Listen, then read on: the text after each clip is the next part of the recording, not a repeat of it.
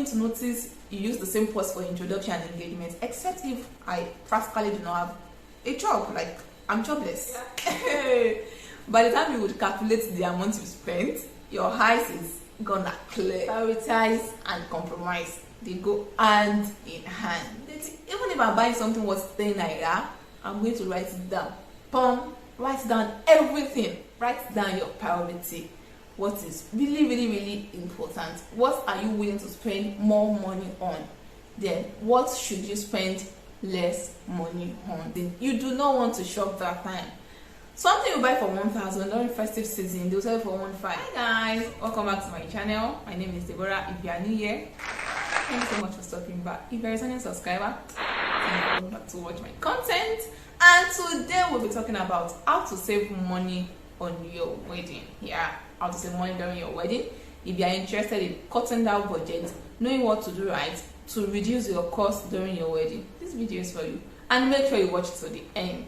Without further ado, let us dive straight into action. So the first point I have here is have a realistic budget and draft out your budget for everything needed for the wedding. Now, having a budget is more than saying, oh, I want to spend 2 million for my wedding. Oh, I want to spend 5 million for my wedding. You have to draft it out one by one. That was what I did. Photography, I am willing to spend 300,000 on photography and videography. That's an instance. I am willing to spend 50,000 naira on makeup. I am willing to spend 200,000 naira on decoration. So write down everything you need, your wedding list, and how much you are willing to spend on each thing. So by the time you are done, you may actually see that your budget for your wedding was 2 million, but the things you wrote down is 3.5 million. So at this point, you try and cut. What can you remove? What can you reduce? You adjust the budget. And the excess of having a budget is so that you don't just go about and spend money anyhow. You know what you are working with. And deep down in your mind, you know that I can only pay 200,000 for my wedding decoration, and no meme is gonna meme from my budget. Nothing is going to shake me from what I have in mind. So you need a pen, you need a biro, or you use your phone. You can use Evernote or use Keep. Make sure you draft out how much you can spend on everything needed. Then have a budget for miscellaneous too, because last minute things will definitely come up. And I recommend, depending on your size of the wedding, you can budget 100,000. Then we budgeted 50,000 for miscellaneous, but it wasn't enough, so we had to increase it to 100,000. So have a budget for miscellaneous, because things will happen. Some things you would not remember to write that would come up at the last minute. You understand? Let's move to the next point. The next point is start planning early. Early to bed, early to rise. That's a joke. When you start planning your wedding early, number one, you don't buy things under pressure. Number two, you don't buy things at an expensive price, like too expensive, maybe something worth 100,000. If you are buying it at the last hour when you have no choice, trust me, you can buy it for 170,000, and you don't have a choice, you have to buy it. So start planning early. Say I advise a year, depending on if you are planning your wedding on a budget. The best thing is try as much as possible to plan to start early. Okay, so my wedding was December and I started planning January. Started actively planning January, and November before that year I've asked a couple of vendors for their price. So start planning early. These help you have different options. So you have different options. You can talk to 10 vendors, 20 vendors just for one thing, say makeup. So you have different options when you start planning early. You can choose. You can do shakara when you plan early. Number one. Number two is the second advantage of starting your plan early is that you are most likely to get the best of anything you want. Like you get something very good, and you get good deals, like mouth-watering deals, because you started early. I hope that makes sense. Yeah. The next point is allocate for each month. So I had a book where I wrote all my wedding needs. So I wrote January, I want to buy my wedding shoe. February, I want to buy my weave. March, I want to buy my purse. So I broke all those things down into small units. So I will know that this month I'm saving, say, 80,000 naira toward the things I need, and that is all. Do you understand? So For instance, there was a month I bought my kitchen equipment, there was a month I bought my wedding dress, there was a month I bought my accessories. I split it into different categories. Number one, it wasn't overwhelming for me. Number two, I did not feel burdened. Do you understand? So just categorize the things you want to buy into smaller units. This month I am buying this, next month I am buying this, next 2 months I am buying this. It could be 6 months stretch. Do you understand? So by the time it was, I think, 4 months to my wedding, I have gotten most of the things I needed. Like most things I have gotten. July, I already had my shoe was ready, my purse was ready, my ribbon was ready. My wedding dress got ready a bit late, but it was not late. By October, first week of October, I have my wedding dress ready. Other things were ready. So allocate what you are buying every month. Don't say, oh, you want to shop everything in a month, except if you have a lot of money, of course, and how much is everything that you cannot buy once? But if you're on a budget and you want to save money, try buying each month. That would reduce the pressure on you. I hope that makes sense. Another point I have here is reuse your outfits and accessories. Hello. There's this thing with wedding. You'll be like, I want everything to be new. People even wear new underwear. Like, I have to wear everything new from my head to my toe. Everything's gonna be new. And the good news is no one is going to notice you are using anything. I'm not going to notice you use the same purse for introduction and engagement, except if I practically do not have a job. Like, I'm jobless. So we are not here to check what you use. So don't say I have to use a different purse for introduction, a different purse for my court wedding, for my church wedding. You can reuse them. The same purse you use for introduction, you can use it for your engagement. You can just blend it in. You won't know. As far as it matches your outfit, you are good to go. So feel free to reuse the things that make sense. It is not an offense. Like, I actually felt that way too, but at the end I'm like, why do I have to buy something when I can reuse something I have at home? And when something I have at home would actually do a good job, why do I really have to buy a new thing? Is it really a need? So feel free to reuse your old accessory, feel free to reuse your old wristwatch, as far as it is in good condition and would serve the purpose. Feel free. We are not looking at it. Fine, we are looking at it, you are deprived, but we cannot actually remember if you are using these things or it is brand new. We cannot remember. Another point I have here is leverage on your circle. Don't go for the big brand, except you can afford them. Now, we have a lot of big names on Instagram, and because some people want their wedding to be talk of the town, and in the real sense, they may not be able to afford it. So the best thing is just to go for people in your circle. However, I don't advise going for someone because you just feel she's my friend, let me go for her. No. Make sure you have seen what that person have done in past time. Make sure you are satisfied with the job before you give out the job to the person. For instance, you have a friend that is a designer, but she has never sewn wedding dress before in her entire life. Then because she's your friend, you choose to give her your wedding dress. It doesn't make sense. It doesn't. So I'm sure you don't want to cry, right? Stay away from anything that can make you cry, and that includes giving something to a vendor that has not done that kind of thing before. You can do that on minor things, but not on something like your wedding dress, photography, and things that we are going to know. The details are important and you would keep regretting for the rest of your lives. So leverage on your circle or leverage on referral. Your sister knows a good makeup artist, go through your sister. Your uncle knows a good hotel, go through your uncle. So use referral, and this would help you get huge discounts. Use people in your circle, use people you have influence over. Don't go for big brands if you cannot afford them. If you can afford big brands, fantastic, then you can go for them. But if you are trying to save more money, go for people that are good in your circle and they can deliver a good job. I hope that helps you. The next point is book your slots with your vendors and try to pay them as early as possible. Now, with the inflation rate in Nigeria and in every part of the world, if you are making an inquiry by January for something and it costs 100,000, don't be surprised that you come back by June and they will be telling you it's now cost 150,000. That's an extra 50,000 naira. So if you have not made down payment and you are just asking vendors about how much is this, how much is this, by the time you go back to meet all of them, is either there's an increase in raw material, there's increase in price, or there's increase in something, I am sure. So as soon as you make inquiry with a vendor and you are okay with the price of that person, I'd suggest you pay on time. Do you understand? So pay part payment on time. You don't pay vendors full payment. Please do not pay full payments. Pay part payments. This part payment is just to book your slots and to secure your dates or to secure their service practically. So pay part payments. I think we started paying part payments March for the wedding of December. Yeah, by March we paid some payments for the wedding of December. This is to book our slots and to make sure we are not coming back and we are hearing, oh, cake of 100,000 is now 250,000. However, it actually still happened.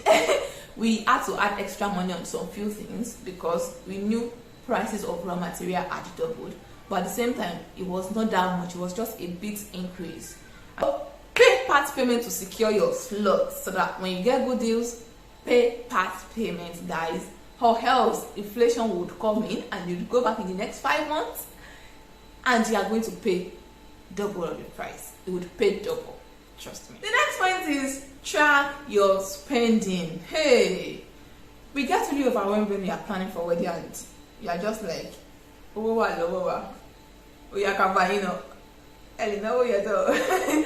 I just spending falafolo, my dear. Hey. By the time you would calculate the amount you spent, your eyes is gonna clear. Even if I'm buying something worth 10 naira, I'm going to write it down. Write down everything. So immediately you are moving out of budget, you know that oh boy, you are passing your boundary. So you can, if you use Keep Notes or you can download Keep Notes on Play Store, you can open a fresh note there and you can share with your partner. So when I'm editing something I bought, paid for on the list, my partner can also have access and see what is going on, what I have bought, what I have paid for, the balance of what is left and all that. So track your spending. Don't just spend money. If you are going to the market to shop, track your spending. Write them down as you are buying them and try to evaluate your spending at the end of the week or at the end of the month, depending on how you want to go about it. The next point is paperless IV. You can actually save a lot of money with the paperless IV. At least almost everyone have a mobile phone. Even people that are old people, you see them using an Android phone, iPhone, or a phone. So almost everyone uses WhatsApp. So why do you have to spend extra money for invitation card when you can actually save your money? So you can just get a graphic designer to design your wedding IV and you share your invites online on WhatsApp or mail. Then you may have few people that does not have WhatsApp, maybe your parents, friend, your grandma, and they can actually sort themselves. Like your mom can actually just send a text message to them, or somebody will try and sort themselves. Just with the paperless IV is going to help you to save a lot of money. Another point I have here is avoid shopping for your wedding during festive period. Hey, things are always extremely expensive during festive season. You do not want to shop that time. Something you buy for 1,000 during festive season, they'll sell it for 1,500. So cancel it from your calendar. December is not a good time to buy anything for your wedding. Or maybe there's a general festive period. Do not buy anything during festive season. It's a bad idea and most times it doesn't end well. So make sure your shopping is not designed to any festive period. Make use of your calendar and make sure you are good to go. Yeah. Another point I have here is do not fix your wedding date during festive season. Like do your wedding on the 26th of December, on the 31st of December, on the 1st of January. You know those festive season, or like 3rd of January, people are trying to return back to their base and all that. It's a bad idea. Number one, transportation would be on the high side, very expensive. Most times there's always traffic during that time. You don't want your guests to be stressed. You don't want to drive, especially if you're in Lagos. You don't want to drive from your hotel to church and it is taking you 2 hours, 3 hours. and probably it is a journey of 25 minutes on a normal day. So fixing your wedding during the festive period is what you should totally avoid. This is going to stress you. It is going to stress you as the bride. It is going to stress your family member. It is going to stress your friends and well-wishers. And at the end of the day, things may not actually go as planned, because it is also going to mess up with a lot of things. It could mess up with your decoration. Maybe the decorator could not get there on time. It's just going to mess up with your vendors too, and you don't want that. Then again, those times hotels are always booked. So if you did not book your wedding early and your wedding is December, to get an hotel to lodge your clients, I said clients, to get an hotel to lodge your guests would be war. End of the year is always a busy time for hotels, and you don't want to risk that. So the next point is prioritize what is important. See, wedding is about compromise. Except if you have a whole lot of money, you cannot get everything you actually need or want for your wedding. You have to prioritize what is more important. For instance, I was willing to spend more money on my engagement dress than my white wedding dress, because I love engagements more than white weddings. I was not really big on white wedding. I'm like, okay, for my white wedding, I'm going for something simple, and for my engagement, I'll go for something that's like what I want, just what I want, no compromise. So you have to compromise something for the other. You have to say, okay, for me, I want a good hall. I want my decoration to be on point. I want this to be on point. For the other things, I compromise. So you have to write down the things that are your priority. Do you want smoke? Do you want fireworks? Do you want both? Do you want one? So one is actually going to be more important. Then for what is not important, you compromise. So write down your priority. What is really, really, really important? What are you willing to spend more money on? Then what should you spend less money on? You cannot choose to spend a lot of money on everything for your wedding now. It's not possible. So prioritize and compromise. They go hand in hand. So the next point is look out for sales and good deals. Now, if you are planning your wedding, you have to be on the lookout for good deals, juicy deals. Some makeup artists can suddenly do 50% off. Maybe the person normally charges 80,000 and she's doing 50% off. That's 40,000 naira. So quickly pay part payments and you balance your payments. They can be doing anniversary, this thing. Oh, because we are clocking 10 years, we are doing 30% off. Leverage on good deals when you see them. When you see deals, when you see sales, flash sales, leverage on them for the things that you haven't bought or for the service you have not paid for your wedding. Look out for deals. Be on the lookout. You'll see good deals. Good deals would surely come. Trust me. But you have to be on the lookout for them, and when they come, just key into it. I hope that makes sense. The next point is don't buy online. Like I said online, and I'm saying don't buy online. You can buy a lot of things online, but when it comes to wedding accessories, it is not advisable you buy them online, because if you buy a wedding shoe online, you bought it for 20,000 naira, and the wedding shoe comes and it is not your size, and the seller is saying no refund, no exchange, that means that you have actually wasted 20,000 naira, because you won't be able to use that shoe for that purpose, and you have to buy another shoe again.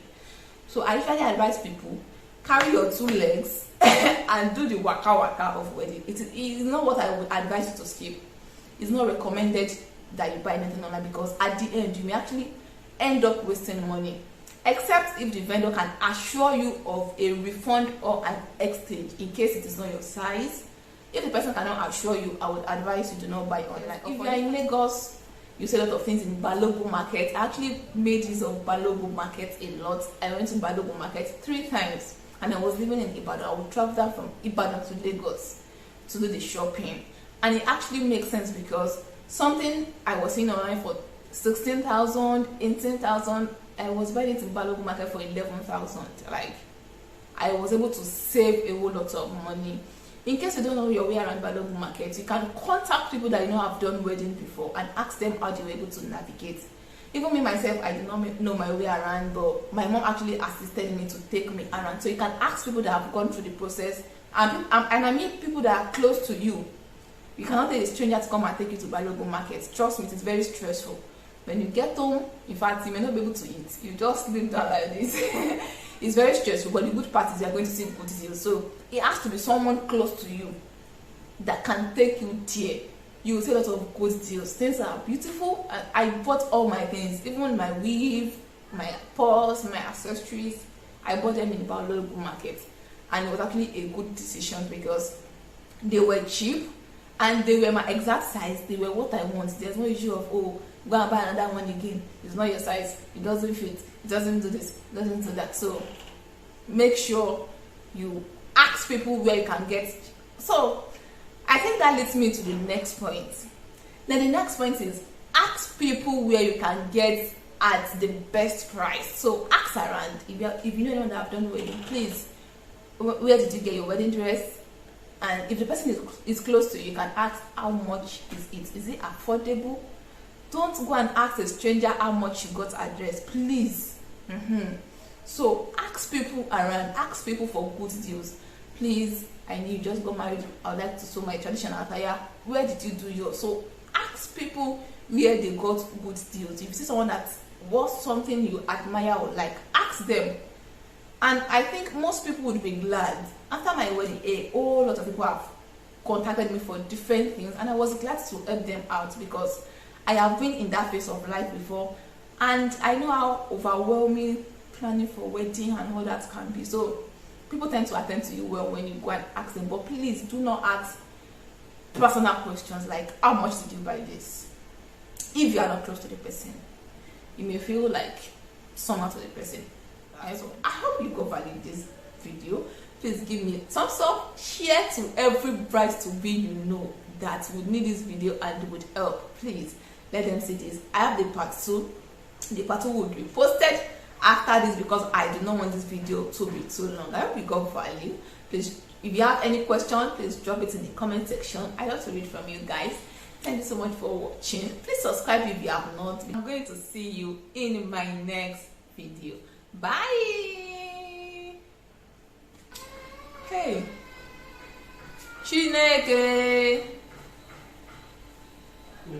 I'm not talking. What's it back?